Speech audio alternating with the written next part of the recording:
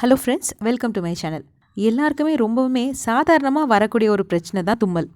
இந்த தும்மல்லையே சில பேருக்கு மட்டும் அடுக்கு தும்மல் வரும். அதாவது தொடர்ந்து ஒரு 20-30 தும்மல் கூட கண்டினியூஸாக வந்துக்கிட்டே இருக்கும். அதனால் அவங்களுக்கு தலைலாம் ஒரே பாரமாக, அவங்க நோஸ்லேருந்து தண்ணி மாதிரி வடிஞ்சிக்கிட்டே இருக்கும். எந்த வேலையுமே செய்ய முடியாது. இது எதனால் வருது அப்படின்னு ஃபஸ்ட்டு நம்ம தெரிஞ்சுப்போம். மழை காலங்களில் கண்டிப்பாக நிறைய பேருக்கு இந்த அடுக்கு தும்மல் வந்துக்கிட்டே இருக்கும். சைனஸ் ப்ராப்ளம் எதாவது இருக்குது அப்படின்னா அவங்களுக்கு வரும். நைட் டைம் ரொம்ப ட்ராவல் பண்ணுறாங்க அப்படிங்கும்போது அந்த குளிர் காற்று அது பட்டு கூட இந்த அடுக்கு தும்மல் வந்துக்கிட்டே இருக்கும். அதுக்கப்புறம் சில பேருக்கு வீடை சுத்தம் பண்ணும்போது கூட அலர்ஜி மாதிரி வரும். அது வந்து மூக்கிலேருந்து தண்ணி வழி ஆரம்பிக்கும். கூடவே இந்த அடுக்கு தும்மலும் வரும். இது இயற்கையாக சரி பண்ணுறதுக்கு என்கிட்ட ஒரு நல்ல ஐடியா இருக்குது. ஸோ இதை நான் ட்ரை பண்ணிவிட்டு இது ஒர்க் அவுட் ஆனதுனால தான் உங்கள் கூட நான் ஷேர் பண்ணுறேன். ஸோ இதையும் நீங்கள் வந்து ட்ரை பண்ணி பாருங்கள். ட்ரை பண்ணி பார்த்துட்டு உங்களுக்கு இது செட் ஆதா, க்யூர் ஆதா அப்படின்னு எனக்கு கமெண்ட் பண்ணுங்கள். ஸோ வாங்க எப்படி செய்கிறது அப்படின்னு பார்த்துடலாம். ஸோ இப்படி தான் அதோட ஃபைனல் அவுட்புட் இருக்கும். இந்த மாதிரி தான் இருக்கும் இந்த கஷாயம். ஒன்றும் பெருசாக கசக்கவும் அதெல்லாம் செய்யாது. மார்னிங்கோ ஈவினிங்கோ குடிங்க. வெறும் வயிற்றில் குடித்தா இன்னும் கூட ரொம்பவே நல்லது. ஸோ வாங்க நான் எப்படி செய்கிறேன்னு கற்றுக் கொடுக்குறேன். இதுக்கு தேவையான பொருள் வந்து தூதுவளை பவுடர். இது வந்து பக்கத்தில் இருக்கிற நாட்டு மருந்து கடையில் கிடைக்கும். 50 ருபீஸ்.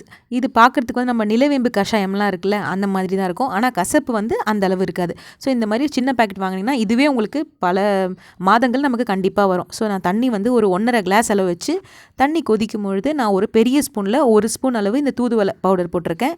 சின்ன ஸ்பூனில் தான், இது வந்து அதே ஸ்பூன் கிடையாது. இதில் ஒரு ஸ்பூன் போட்டிருக்கேன். அதாவது அந்த பெரிய ஸ்பூனில் 1/4 அளவு தான் வரும். 1/4 ஸ்பூன் அளவு மிளகு சேர்த்துருக்கேன். இது ரெண்டும் வந்து ஒரு 3லேருந்து ஒரு 5 நிமிஷம் நல்லா கொதிக்க விடுங்க. இப்போது ஒரு பிஞ்ச் அளவு மஞ்சள் தூள் சேர்த்துருக்கேன். எப்போவுமே இந்த மாதிரி கஷாயம் பண்ணும்போது மஞ்சளை டீஃபால்ட்டாக நம்ம ஆட் பண்ணுறது ரொம்பவே நல்லது. இப்போ அதையும் மிக்ஸ் பண்ணி விட்டுட்டேன். இப்போ கொஞ்சம் நேரம் கொதிக்கட்டும். எதுக்கு கொதிக்க விடுறோம் அப்படின்னு பார்த்தீங்கன்னா, அந்த பவுடரில் இருக்கிற அந்த எசன்ஸ்லாம் தண்ணியில் இறங்குறதுக்காக. சில பேர் வந்து பாலில் கூட டைரெக்டாக அந்த தூதுவளை பவுட்ரை போட்டு கூட குடிப்பாங்க.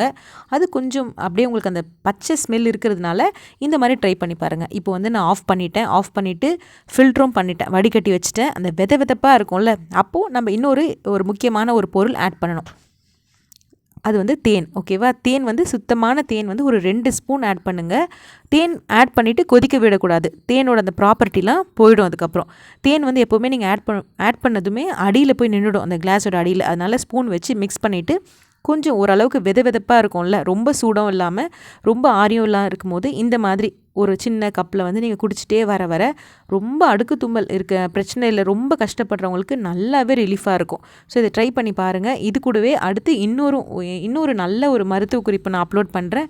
ஸோ அதையும் பாருங்கள். பார்த்துட்டு ட்ரை பண்ணிவிட்டு உங்களுக்கு இது ஒர்க் அவுட் ஆகுதா இல்லையா அப்படின்னு சொல்லி எனக்கு கமெண்ட் பண்ணுங்கள். என்னோடய வீடியோ பார்த்ததுக்கு ரொம்ப தேங்க்ஸ்.